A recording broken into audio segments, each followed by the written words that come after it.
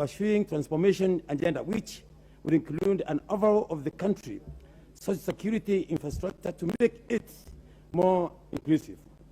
Mr. Speaker, sir, many Kenyans are facing serious socio-economic hardship. Since the economic model we have has created a huge gap between the poor and the rich. As we speak now, Mr. Speaker, as we speak now, most parts in the country are facing starvation and hunger due to prolonged drought. 2 weeks ago, Meru region made... Please. Point of order. Yes, Majority Leader. Thank you, Honorable Speaker. I really don't want to interrupt my good friend, the Honorable Mpuru Aburi. But Honorable Speaker, the Honorable Mpuru is doing his third term. And to begin with, he should know that when I'm standing on a point of order, he should take his seat. Number two, Honorable Speaker, the Honorable Mpuru is really not helping our new members. It's understandable when a new member is reading notes.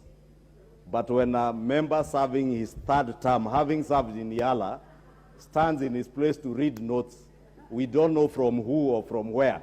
Honorable Speaker, I think the Honorable Mpuru Aburi is completely out of order and misleading our new members, and he must not be allowed to be reading notes unless he makes disclosure who is the author of those notes.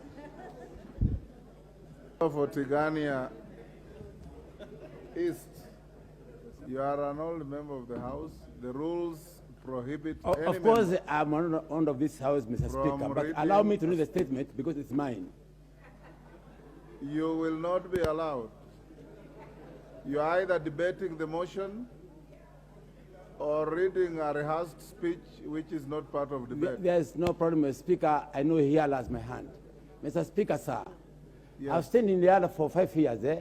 That's correct. Yes, and I have, what I can say is that we have to support each other. There's no need of fighting each other in this parliament.